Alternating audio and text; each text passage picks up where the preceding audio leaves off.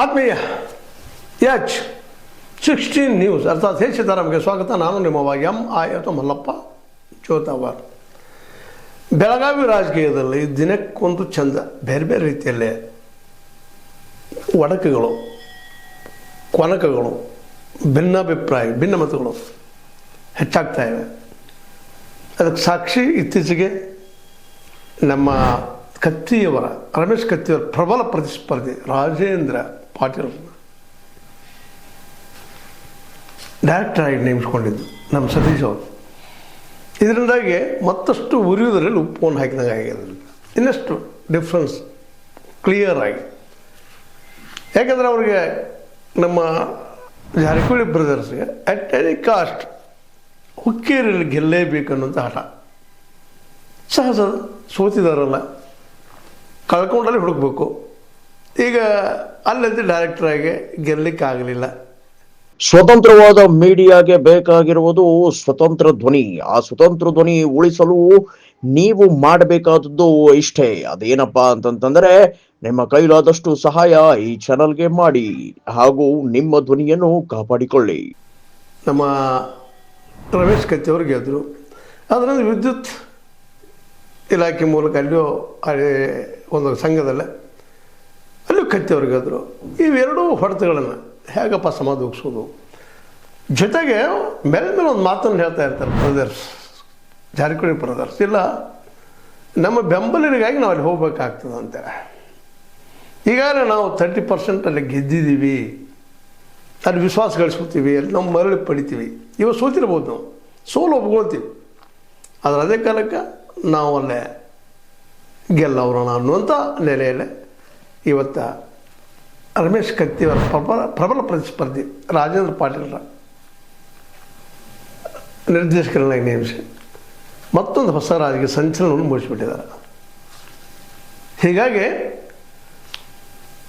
ರಮೇಶ್ ಕತ್ತಿಯವರು ಇನ್ನು ಮುಂದಿನ ಹೆಜ್ಜೆ ಏನು ಅನ್ನುವಂಥದ್ದು ಹುಕ್ಕೇರಿಗೆ ಮಾತ್ರ ನಿಶ್ಚಿತವಾಗಿಯೂ ಅವರು ಎಂಟ್ರಿ ಆಗಿದ್ದಾರೆ. ಈಗಾಗಲೇ ಇನ್ನು ಸುಲಭವಾಗಿ ಅದು ಬಿಟ್ಟು ಕೊಡೋದಿಲ್ಲ ಅನ್ನೋ ಸಹಿತ ಇತ್ತೀಚಿನ ಈ ಡೆವಲಪ್ಮೆಂಟ್ ಖಾತ್ರಿ ಆಯಿತು. ಅದೇ ಕಾಲಕ್ಕೆ ಇನ್ನೊಂದು ಕಡೆ ಸೌದಿಯವರು ಇವತ್ತು ಆ ಭಾಗದಲ್ಲಿ ಪ್ರಬಲ ಸ್ಪರ್ಧಿ ಯಾರಪ್ಪ ಇವರಿಗೆ? ಜಾರಕಿಹೊಳಿ ಅವರಿಗೆ ಇಬ್ಬರು, ಒಬ್ಬರು ಸೌದಿ, ಇನ್ನೊಬ್ಬರು ರಮೇಶ್ ಕತ್ತಿ. ರಮೇಶ್ ಕತ್ತಿ ಅವ್ರಿಗೂ ಅಳಿಗುಳಿನ ಪ್ರಶ್ನೆ ಆಗಿತ್ತು. ಅನಿವಾರ್ಯವಾಗಿ ಅವರು ಹೊರಗೆ ಬರಲೇಬೇಕಾಯಿತು. ಇ ಬಿ ಪಾಟೀಲ್ ಜೊತೆ ಕೂಡ ಯಶಸ್ವಿನೂ ಆದರು. ಇವತ್ತಿಗೂ ಇ ಬಿ ಪಾಟೀಲ್ ಮತ್ತು ಕತ್ತಿ ಅವ್ರ ಜೋಡಿ ಅಲ್ಲಿ ಪ್ರಬಲ ಅದ, ಹುಕ್ಕೇರಿಯಲ್ಲಿ ಅದನ್ನು. ಇನ್ನು ಸೌದಿ ಅಥಣಿಯಲ್ಲಿ ಹೋಗಬೇಕಾಯಿತು. ಅಥಣಿಯಲ್ಲೂ ಅವರು ಪ್ರಬಲರಾಗಿದ್ದಾರೆ. ಅಲ್ಲಿಯ ಶುಗರ್ ಫ್ಯಾಕ್ಟ್ರಿಯಲ್ಲಿ ಗೆಲ್ಲುವುದಾಗಿರ್ಬೋದು, DCC ಬ್ಯಾಂಕ್ನಲ್ಲಿ ಮರಳಿ ಅತ್ಯಂತ ಬಹುಮತದಿಂದ ಎಂಟ್ರಿ ಹೊಡೆದಾಗಿರ್ಬೋದು. ಅದೇ ಕಾಲಕ್ಕೆ ಅಲ್ಲೇ ಎಲೆಕ್ಷನ್ದಲ್ಲಿ ಆಯ್ಕೆಯಾಗಿ ಬಂದಿದ್ದಾಗಿರ್ಬೋದು. ಹೀಗಾಗಿ ಜಾರಕಿಹೊಳಿ ಬ್ರದರ್ಸ್ ಇವರಿಬ್ಬರನ್ನು ಕಂಟ್ರೋಲ್ ಮಾಡಬೇಕಾಗಿದ್ದು ಅನಿವಾರ್ಯ ಆಗಿದೆ. ಇನ್ನುಳಿದವ್ರ ಬಗ್ಗೆ ಅವ್ರ ಚಿಂತೆ ಇಲ್ಲ. ರಾಯಭಾಗದವರಾಗಿರ್ಬೋದು, ಅಲ್ಲಿ ಬೆಳಗಾವಿಯವರಾಗಿರ್ಬೋದು, ಮತ್ತೊಬ್ಬರಾಗಿರ್ಬೋದು, ಹೇಗೋ ನಾವು ಅವ್ರನ್ನ ಅಡ್ಜಸ್ಟ್ ಮಾಡ್ಕೋಬೋದು. ಅಭಯ್ ಪಾಟೀಲ್ ಎಷ್ಟೋ ಜೋರಾಗಿ ಮಾತಾಡಿದ್ರು ಅವ್ರನ್ನ ಕಂಟ್ರೋಲ್ ಮಾಡ್ಬೋದು ಅನ್ನುವಂಥ ಮನೋಸ್ಥಿತಿ ಇವತ್ತು ನಮ್ಮ ಜಾರಕಿಹೊಳಿ ಬ್ರದರ್ಸ್. ಆದರೆ ಈ ಇಬ್ಬರನ್ನು ಹೇಗಪ್ಪ ಹಣಿಯೋದು? ಅದಕ್ಕೆ ಈಗಾಗಲೇ ಒಂದು ಅಸ್ತ್ರ ಮಧ್ಯದಾಗೆ ಜೊಲ್ಲೆಯವರನ್ನು ತಮ್ಮ ಕಡೆ ಸೆಳೆಯುವಲ್ಲಿ ಯಶಸ್ವಿ ಆದರು. ಆದರೆ ಅದೇ ಕಾಲಕ್ಕೆ ಅಲ್ಲೇ ಪಾಟೀಲರು, ಇನ್ನೊಬ್ಬರು ಪಾಟೀಲರು ಬರ್ತಾರಲ್ಲ, ಅವರನ್ನು ಮನಸ್ಸು ಗೆಲ್ಲುವಲ್ಲೇ ಇವರು ಸಾಧ್ಯ ಆಗಲಿಲ್ಲ ಅನ್ನೋದು. ಅದೇನೂ ಇರಲಿ, ಈಗ ಮಾತ್ರ ಅವರಿಗೆ ಪ್ರಬಲ ಸ್ಪರ್ಧಿ ಯಾರಪ್ಪ ಅಂತಂದ್ರೆ ಈ ಒಂದು ರಮೇಶ್ ಕತ್ತಿ ಅಥವಾ ಕತ್ತಿ ಕುಟುಂಬ, ಎರಡನೇದು ಸೌದಿ ಅಥವಾ ಸೌದಿ ಕುಟುಂಬ. ಸೌದಿಯವರೀಗ ತಾವಾಗಿನ ಒಂದು ವಿಷಯದಲ್ಲಿ ಬಿದ್ದುಕೊಂಡ್ಬಿಟ್ರು. ಲಿಂಗಪ್ಪ ಆ ಒಂದು ಅಧ್ಯಕ್ಷ, ಯೂನಿಯನ್ ಅಧ್ಯಕ್ಷನ ವಿಷಯದಲ್ಲಿ ಅವ್ರ ಮನೆಯಲ್ಲಿನ ಅವ್ರು ಹೊಡೆದ್ರು ಅಂತ ಹೇಳ್ತಾರೆ, ಅವ್ರು ಇಲ್ಲ ಅಂತ ಹೇಳ್ತಾ ಇದ್ದಾರೆ. ಅದು ಸಹಿತ ಇವತ್ತು ಅವ್ರಿಗೆ ಬೆಂಬಲಕ್ಕೆ ಕಾಂಗ್ರೆಸ್ನಿಂದ ಯಾವ ನಾಯಕರು ಹೊರಬಂದು ಮಾತಾಡಿಲ್ಲ ಅನ್ನೋದು ನಾವು ಗಮನಿಸ್ಬೇಕಾಗಿದೆ. ಹೀಗಾಗಿ ಅವರು ಏಕಾಂಗಿ ಆಗಿದ್ದಾರೆ. ಕತ್ತಿ ಅವರು ಈಗ ಏಕಾಂಗಿ ಮಾಡುವಂಥ ಒಂದು ಪ್ರಯತ್ನ ನಡೆದಿದೆ. ಇವು ಇಬ್ಬರನ್ನ ಇಲ್ಲಿ ಹೆಣದು ಬಿಟ್ಟರೆ ಇಡೀ ಬೆಳಗಾವಿ ಜಿಲ್ಲೆ ನಮ್ಮ ಕಬ್ಜಾ. ಯಾಕೆಂದ್ರೆ ಉಳಿದ ಕಡೆ ಅಂತ ಹೇಳ್ಕೊಳ್ಳುವಂಥ ಪ್ರಬಲ ಸ್ಪರ್ಧಿಗಳಿಲ್ಲ. ಪಟ್ಟಣವ್ರಂತೆ ಅಶೋಕ್ ಪಟ್ಟಣ ನಮ್ಮ ದೋಸ್ತರ್ರಿ ಅಂತ ಅವ್ರು ಹೇಳ್ಬಿಡ್ತಾರೆ. ಕೋರೆ ಅವರು ನಮ್ಮ ಆತ್ಮೀಯರು ಅಂತ ಅವ್ರು ಹೇಳ್ತಾರೆ. ಅದೇ ಕಾಲಕ್ಕೆ ಅಭಯ್ ಪಾಟೀಲರು ವಿರೋಧ ಮಾಡ್ಬೋದು, ಆದರೆ ಏಕಾಂಗಿ ಆಗ್ತಾಯಿದ್ದಾರೆ ಅವರು. ಇನ್ನು ಲಕ್ಷ್ಮೀಬಾಯಿ ಹೆಬ್ಬಾಳ್ಕರ್ ಅವರು ಗೆದ್ದ ಬಲ ಹಿಡಿಯುವಂಥವ್ರು, ಒಂದು ಅನುಕೂಲ ಮಾಡಿದ್ರೆ ಸುಮ್ಮನೆ ಹೋಗಿಬಿಡುವಂತಾರೆ. ಯಾಕಂದರೆ ಈಗ ರಾಣಿ ಶುಗರ್ ಫ್ಯಾಕ್ಟ್ರಿ ಸಂದರ್ಭದಲ್ಲಿ ನೋಡಿದ್ದೀವಿ. ಹೀಗಾಗಿ ಅವರಿಗೆ ಈಗ ಪ್ರಬಲ ಈ ಪ್ರತಿಸ್ಪರ್ಧಿ ಅನ್ನೋರು ಯಾರಿದ್ರೆ ಕತ್ತಿ ಕುಟುಂಬ 2 ಲಕ್ಷ್ಮಣ ಸವದಿ ಇಬ್ಬರನ್ನು ಇವತ್ತು ಏಕಾಂಗಿ ಮಾಡಿದ್ದಾರೆ. ಇದು ಮುಂದಿನ ದಿನಗಳಲ್ಲಿ ಏನಾದರೂ ಬದಲಾವಣೆ ಕಾರಣ ಆಗ್ಬೋದಾ? ಕಾಂಗ್ರೆಸ್ನಲ್ಲೇ ಸೌದಿ ಪರವಾಗಿ ಯಾರು ನಿಲ್ಲಿಲ್ಲ, ಇಲ್ಲಿವರೆಗೆ ಧ್ವನಿ ನಿಲ್ತಿಲ್ಲ. ಅದೇ ಕಾಲಕ್ಕೆ ಕತ್ತಿಯವರ ಪರವಾಗಿ ಒಳಗಿಂದೇನೂ ಅದು ನಡೆದಿಲ್ಲ ಅಂತಲ್ಲ. ಯಾಕೆ ಈಗ BL ಸಂತೋಷರು ಬಂದರು, ಅವ್ರಿಗೆ ಭೇಟಿ ಆದರು, ಮಾತಾಡಿದರು, ಸತೀಶ್ ಅವರು ಟೀಕೆನೂ ಮಾಡಿದರು. BL ಸಂತೋಷ್ ಮತ್ತು ಜೊತೆಗಾರರು ಟೀಕೆ ಮಾಡೋ ಜೊತೆಗೆ ಅವರ ಸ್ಮಶಾನದ ಕೆಲವೊಂದು ಕಾರ್ಯಕ್ರಮಗಳು ಅಥವಾ ಒಂದು ವಿಚಾರವಾದದ ಬಗ್ಗೆ ಟೀಕೆ ಟಿಪ್ಪಣಿ ಮಾಡಿಟ್ಟು ಹೋದರು. ಒಂದೇನೋ ಬೆಲ್ಟ್ ತಯಾರಾಗಲಿಕ್ಕತ್ತದ. ಅದೇ ಕಾಲಕ್ಕೆ BJPಗರಲ್ಲೇನೋ ನಾವು ಮರಳಿ ಅಧಿಕಾರ ಪಡಿಬೇಕು ಅನ್ನುವಂಥದ್ದು. ಯಾಕಂದ್ರೆ ಬೆಳಗಾವಿ ಜಿಲ್ಲೆ ಬೆಂಗಳೂರು ಬಿಟ್ಟರೆ ಅತಿ ದೊಡ್ಡದು, 18 ಶಾಸಕರಿದ್ದಾರೆ. ಅದರಲ್ಲಿ ಈಗ 11 ಜನ ಕಾಂಗ್ರೆಸ್ಸಿಗರು ನಾವು ನೋಡ್ತಾ ಇದ್ದೀವಿ. ಅದನ್ನು ಈಗ ಹೆಚ್ಚು ಮಾಡ್ಕೊಳ್ಳೋಂಥದ್ದು ಆ ದಿಶೆಯಲ್ಲಿ ಏನೋ ಮಾಡಬೇಕು ಅನ್ನೋ ತಲೆಯೊಳಗೆ ಇದ್ದಾಗ ಜಾರಕಿಹೊಳಿ ಬ್ರದರ್ಸ್ಗೆ ಮತ್ತು ಸೌದಿಯವ್ರಿಗೆ ಬಂದಿದ್ದಾರೆ. ಸೌದಿಯವ್ರು ಇಲ್ಲಿ ಉಳಿತಾರೆ 2 ದಿವಸ ಇಲ್ಲ ಕಾಂಗ್ರೆಸ್ನಲ್ಲೇ. ಕಾಂಗ್ರೆಸ್ನ ಉಳಿದು ಒಂದೇ ಆಸೆ, ನಮ್ಮ ಸೌದಿಯವರಿಗೆ ಮಿನಿಸ್ಟರ್ಶಿಪ್ ಕೊಡ್ಬೋದು ಅನ್ನುವಂಥ ದೂರದ ಕನಸು. ಅದರಲ್ಲೂ DK ಅವರು ಮುಖ್ಯಮಂತ್ರಿ ಆಗುವುದನ್ನು ತಪ್ಪಿಸೋದ್ರಲ್ಲಿ ಯಶಸ್ವಿಯಾಗಿರುವಂಥ ನಮ್ಮ ಜಾರಕಿಹೊಳಿ ಬ್ರದರ್ಸ್ ಅಥವಾ ಸಿದ್ದರಾಮಯ್ಯನವರು ಈಗ ಸೌದಿಯನ್ನು ಮಟ್ಟ ಹಾಕಬೇಕು, ಅವ್ರನ್ನ ಏಕಾಂಗಿ ಮಾಡಬೇಕು ಹೊರಟಿದ್ದಾರೆ. ಆದರೆ ಅದು ಎಷ್ಟು ಮಟ್ಟಿಗೆ ಸಾಧ್ಯ ಆಗ್ತದೆ? ಯಾಕಂದರೆ ಕತ್ತಿ ಮತ್ತು ಸೌದಿ ಒಂದು ಪೆನಲ್ ಆಗಿದ್ದಾರೆ ಈ ಮನ್ಯ ಸಹಕಾರಿ ಒಂದು ಹೋರಾಟದಲ್ಲೇ. ಇದು ಮುಂದುವರಿಬೋದಾ? ಒಂದು ವೇಳೆ ಮಿನಿಸ್ಟರ್ಶಿಪ್ ಸಿಗದೇ ಇದ್ದರೆ ಸೌದಿಯವರು BJPಗೆ ಮತ್ತೆ ಮರಳಿ ಹೋಗ್ಬೋದಾ? ಅಂಥ ಒಂದು ಪ್ರಸಂಗ ಬಂದರೆ ಜೊತೆಗೆ ಖಾಗೆ ಅವರು ಸಹಿತ ಅವರಿಗೆ ಒಂದೇ ಪಕ್ಷಕ್ಕೆ ನಿಷ್ಠೆ ಆಗಿರ್ಬೇಕಂತೇನಿಲ್ಲ, ಅವರು ಹೋಗ್ತಾರೆ. ಇನ್ನಷ್ಟೇನು ಬದಲಾವಣೆಗಳಾಗ್ತಾವೆ ಅನ್ನುವಂಥ ಮಾತುಗಳು ಕೇಳಿ ಬರ್ತಾ ಇದ್ದಾವೆ. ಹೀಗಾಗಿ ಬೆಳಗಾವಿ ಜಿಲ್ಲೆಯ ಈಗಿನ ರಾಜಕೀಯ ಅತಂತ್ರ ಸ್ಥಿತಿಯಿಂದಾಗೆ ಸಹಜವಾಗಿ ಅದರ ಲಾಭ ಪಡ್ಕೊಳ್ಳಿಕ್ಕೆ ಒಂದು ಕಡೆ ಜಾರಕಿಹೊಳಿ ಸಹೋದರ ಪ್ರಯತ್ನ ಮಾಡ್ತಾ ಇದ್ದಾರೆ. ಮತ್ತು ಅವರಂತೆ ನೋಡ್ರಿ, ಈಗಾಗಲೇ ಜಿಲ್ಲಾ ಮಟ್ಟದ ವಿಷಯಕ್ಕೆ ಬಂದಾಗ 2 ಪಾರ್ಟಿಗಳಲ್ಲಿ ಅವರಿದ್ದಾರೆ, BJPಯಲ್ಲೂ ಇದ್ದಾರೆ, ಕಾಂಗ್ರೆಸ್ನಲ್ಲೂ ಇದ್ದಾರೆ.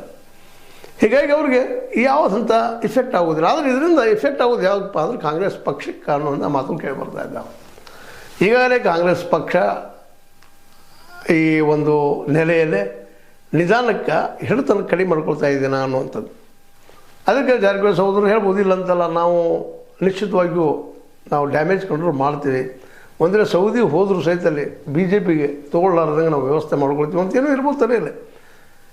ಬಟ್ ಅದು ಸುಲಭ ಅಲ್ಲ. ಯಾಕಂದರೆ BJP ಸಹಜದ ಯಾವುದೇ BJPಯಲ್ಲಿ ಕಾಂಗ್ರೆಸ್ಸಲ್ಲಿ ತಾವು ಅಧಿಕಾರಕ್ಕೆ ಬರೋದಕ್ಕಾಗಿ ಗೆಲ್ಲೋದಕ್ಕಾಗಿ ಯಾವುದೇ ಮಾರ್ಗ ಹಿಡಿದಕ್ಕೂ ಅವ್ರು ತಯಾರಿರ್ತಾರೆ. ಯಾವ ಬೇಕಾದ್ರೆ ಒಂದು ಆಗ್ತಾರೆ, ಯಾವ ಬೇಕಾದ್ರೆ ಬೇರೆನೂ ಆಗ್ತಾರೆ. ಅವರು ವ್ಯಕ್ತಿ ಮುಖ್ಯ ಅಲ್ಲ, ತಮ್ಮ ಪಾರ್ಟಿ ಗೆಲ್ಲೋದು ಮುಖ್ಯ.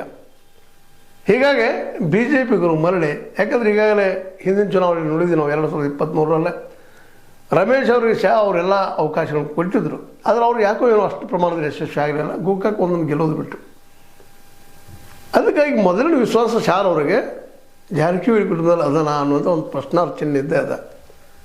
ಈ ಹಿನ್ನೆಲೆಯಲ್ಲೇ ಸೌದಿಯವರು ಸಪೋಸ್ ಮಿನಿಸ್ಟರ್ಶಿಪ್ ಸಿಗಲಿಲ್ಲ ಅಂದ್ರೆ, ಮತ್ತು ಮಿನಿಸ್ಟರ್ಶಿಪ್ ಸಿಗಬಾರ್ದು, ಈಗಾಗಲೇ FIR ಆಗ್ಯದ ಮಾಡ್ಯದ, ಅದು ನಮ್ಮ ನೆಲೆಯಲ್ಲಿ ಮಿನಿಸ್ಟರ್ಶಿಪ್ ಸಿಗೋದು ಭಾಳ ಕಷ್ಟದ. ಆ ಮತ್ತು ಬೇರೆ ಸಪೋಸ್ ಏನಾದರೂ ಅವರು ಒಂದು ಫೈನಲ್ ನೋಡ್ತಾ ಇದ್ದಾರೆ ಅಂತ ಅನ್ನಿಸ್ತಾ ಇದೆ. ಯಾಕಂದರೆ ಅವರು ಇಂಟೆಲಿಜೆಂಟ್ ಇದ್ದಾರೆ ಮತ್ತು ರಾಜಕೀಯ ಇವರು ಮಾಡೋ ರಾಜಕೀಯ ಅವರು ಮಾಡ್ತಾರೆ. ಹೀಗಾಗಿ ಇಲ್ಲಿ ಯಾರು ಸಜ್ಜನರು ಒಳ್ಳೆಯವರು ಪ್ರಾಮಾಣಿಕರು ಅಂತಿಲ್ಲ. ಹೇಳ್ತಾರಲ್ರಿ, ರಾಜಕೀಯ ನಿಂತು ನೀರಲ್ಲ ಹರಿಯೋದು, ಇವತ್ತು ಮಿತ್ರ ನಾಳೆ ಶತ್ರು, ನಾಳೆ ಶತ್ರು ನಾಡದ ಮಿತ್ರ ಅಂತೇಳಿ ಅದನ್ನು ದೊಡ್ಡ ಸ್ಲೋಗನ್ ಹಾಕಿ BJPಗೆ ಮೇಲಿದ್ರು ಯಾರು ಆಶೆ ಪಡಬೇಕಾಗಿಲ್ಲ. BJP ಒಂದು ವೇಳೆ ಹೋದ್ರೆ ರಾಜಕೀಯ ಹೋಗ್ತಾರೆ. ಜಿಲ್ಲಾ ಮಟ್ಟದಲ್ಲೇ ಮತ್ತು BJP ಬಲಿಷ್ಠ ಆಗೋದ್ರಲ್ಲಿ 2 ಮಾತು ಇಲ್ಲ. ಆದರೆ ಏನೇನು ಆಗ್ಬೋದು ಅನ್ನೋದು ಮಾತ್ರ ಈಗ ಕುತೂಹಲದ. ಅದೇನೋ ಆಗಲಿ, ಇತ್ತ ರಾಜೇಂದ್ರ ಪಾಟೀಲರ ಅಧ್ಯಕ್ಷ ಮಾಡುವಲ್ಲೇ ಅದೇ ಕಾಲಕ್ಕೆ ಅಫೆಕ್ಸ್ ಬ್ಯಾಂಕ್ದ ಒಂದು ಏನಪ್ಪ ಅಂದ್ರೆ ನಿರ್ದೇಶಕನಾಗಿ ನಮ್ಮ ಸೌದಿಯವ್ರನ್ನ ಕಳಿಸೋದು ತಮ್ಮ ಮಗನ ರಾಹುಲ್ ಜಾರಕಿಹೊಳಿಯನ್ನು ಕಳಿಸಿದ್ದು.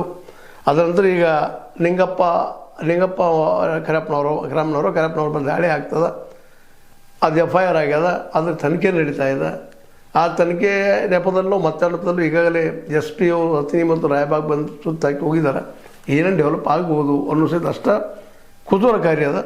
ಏನೂ ಆಗಲಿ, ಈ ರಾಜೇಂದ್ರ ಪಾಟೀಲನ್ನ ನಿರ್ದೇಶಕರನ್ನಾಗಿ ಮಾಡಿದ್ದು ಕತ್ತಿ ಅವ್ರಿಗಿನ ನೇರವಾಗಿ ಏನಪ್ಪ ಅಂತಂದ್ರೆ ಚಾಲೆಂಜ್ ಮಾಡಿದಂಥದ್ದು. ಇದೇ ಕಾಲಕ್ಕೆ ಅವ್ರ ಮೇಲೆ FIR ಆಗಿದ್ದು, ಸೌದಿಯವ್ರ ಮೇಲೆ FIR ಆಗಿದ್ದು ಮುಖ್ಯಮಂತ್ರಿ ಸ್ಥಾನ ತಪ್ಪಿಸೋದಕ್ಕಾಗಿಯಾ ಅನ್ನುವಂಥ ಪ್ರಶ್ನೆ ಅದ. ಅದೇನು ನೋಡ್ಬೇಕು ಮುಂದಿನ ದಿನದಲ್ಲೇ. ಮಾತ್ರ ಈ ಎಕ್ಸ್ಪಾನ್ಷನ್ ಆಗೋದು ನಿಶ್ಚಿತ ಸಮೀಪದಲ್ಲಿ ಬಂದದ, ಅದಕ್ಕಾಗಿ ವೇಟ್ ಮಾಡ್ತಾ ಇದ್ದಾರೆ ಅಂತ ಅನಿಸ್ತದೆ ಸೌದಿಯವರು. ಒಂದು ವೇಳೆ ಅದರಲ್ಲಿ ಆಗಲಿಲ್ಲಪ್ಪ ಅಂತಂದ್ರೆ ಕತ್ತಿ ಮತ್ತು ಸೌದಿ ಒಂದು ಲೆಕ್ಕದ ಪ್ರಕಾರ ಒಂದು ಆಗೋದು ಗ್ಯಾರಂಟಿ. ತಮ್ಮ ಅಧಿಕಾರ ಉಳಿಸ್ಕೊಳಿಸಲು, ರಾಜಕೀಯ ಅಧಿಕಾರ ಉಳಿಸ್ಕೊಳ್ಳೋ, ಏನು ಮಹಾನ್ ರಾಜ್ಯಕ್ಕಾಗಿಯೋ ಅಲ್ಲಿ ಜನರಿಗಾಗಿ ಅಂತಲ್ಲ, ತಮ್ಮ ಅಷ್ಟು ಉಳಿಸ್ಕೊಳ್ಳೋ ಒಂದಾಗುವ ಎಲ್ಲ ಸಾಧ್ಯತೆಗಳಿದ್ದಾವೆ. ಇವತ್ತಿನ ಯಾವುದೇ ರಾಜಕಾರಣ ಇರಲಿ, ಯಾರದ್ದೇ ರಾಜಕಾರಣ ಇರಲಿ, ಅದರಲ್ಲಿ ತಮ್ಮ ಹಿತಾಸಕ್ತಿ ಸ್ವ ಚರ್ಮ ರಕ್ಷಣೆ ಇವು ರಾಜಕೀಯದ ಒಂದು ಮೇನ್ ಏನಪ್ಪ ಅಂದ್ರೆ ಗುರಿಗಳಾಗಿರ್ತಾವೆ. ಇಲ್ಲಿ ಯಾವ ಆದರ್ಶ ಅದು ಇದು ರೈತರಿಗಾಗಿ ನಾವೆಲ್ಲ ಹೋರಾಟ ಮಾಡಿದ್ವಿ, DCC ಬ್ಯಾಂಕ್ ಸಂದರ್ಭದಲ್ಲಿ ಎಲ್ಲ ಡೈರೆಕ್ಟರ್ ಮಾತಾಡಿದವರ ಇಲೆಕ್ಷನ್ ಇತ್ತಂಥವ್ರು. ಮತ್ತು ಇವತ್ತು ಏನು ಮಾಡ್ತಾ ಇದ್ದಾರೆ ಅಂತ ನೋಡ್ತಾ ಇದ್ವಿ. DCC ಬ್ಯಾಂಕ್ನ ಹೆಚ್ಚಿನ ಫಂಡ್ ಯಾರಿಗೆ ಹೋಗ್ತದಪ್ಪ ಸಾಲದ ರೂಪದಲ್ಲೇ ಇಂಡಸ್ಟ್ರಿಗಳಿಗೆ, ಶುಗರ್ ಫ್ಯಾಕ್ಟ್ರಿಗಳಿಗೆ, ಮತ್ತು ಯಾವ್ದು ಮೆಡಿಕಲ್ ಕಾಲೇಜ್, ಒಟ್ಟು ಯಾವುದಕ್ಕೂ ಇನ್ನಿತರ ವಿಷಯಗಳಿಗೆ ದುಡ್ಡು ಬರುತ್ತಿರುವಂಥ ಬಡ್ಡಿ ಬರುತ್ತಿರುವಂಥ ಕ್ಷೇತ್ರಕ್ಕೆ ಹೋಗೋದನ್ನು ನಾವು ನೋಡ್ತಾ ಇದ್ದೀವಿ. ಹೀಗಾಗಿ ತಮ್ಮ ರಾಜಕೀಯ ಸ್ವರಕ್ಷಣೆಗಾಗಿ DCC ಬ್ಯಾಂಕ್ ಇದೆ ವಿನ ರೈತರ ಉದ್ಧಾರಕ್ಕಾಗಿ ಹೇಳುವಂತಹ ಸ್ಲೋಗನ್ಗಳು ಅಲ್ಲಿ ಯಾವುವು ಇಲ್ಲ. ಯಾಕಂದರೆ ಎಕರೆಗೆ 40,000 ಮತ್ತು ಅದ್ರ ಕಟ್ಟು ಮಾಡಿಕೊಡ್ತಿರ್ತಾರೆ ನಮ್ಮ ಲೋನ್ಗಳನ್ನು. ಈ ದಿಶೆಯಲ್ಲಿ ಇವತ್ತು ನಮ್ಮ ಚುನಪ್ಪ ಪೂಜಾರ್ ಅವ್ರು ಕೇಳಿದ್ರಲ್ಲಿ ಅರ್ಥದ, ನೀವು ನಮಗೆ ಎಕರೆಗೆ 1 ಲಕ್ಷ ಮಾಡಿರಿ ಅನ್ನೋದ್ರಲ್ಲ. ಇವೆಲ್ಲ ಗಮನಿಸಿದಾಗ ಸ್ವಹಿತಾಸಕ್ತಿ ರಾಜಕೀಯ ಮುಖ್ಯದ. ಈ ದಿಶೆಯಲ್ಲಿ ಯಾರನ್ನು ಸೋಲಿಸ್ತಾರ ಕಾದು ನೋಡೋಣ. ಈಗಂತೂ ಜಾರಕಿಹೊಳಿ ಸಹೋದರರ ಕೈ ಮೇಲಾಗಿದೆ ಅಂತ ಹೇಳ್ತಾ, ಇದು ನೀವು ಲೈಕ್ ಆಗ್ಬೋದು, ಲೈಕ್ ಮಾಡಿ, ಶೇರ್ ಮಾಡಿ, ಕಾಮೆಂಟ್ ಮಾಡಿ, ಜೊತೆಗೆ ಸಬ್ಸ್ಕ್ರೈಬ್ ನಿಲ್ಲಿಸ್ಬೋದು. S60 ನ್ಯೂಸ್ ಅಂತ ತಿಳಿಸಿದ್ದಾರೆ. ಇದು ಸತ್ಯದ ಕೈಗನ್ನಡಿ. ವಂದನೆಗಳು.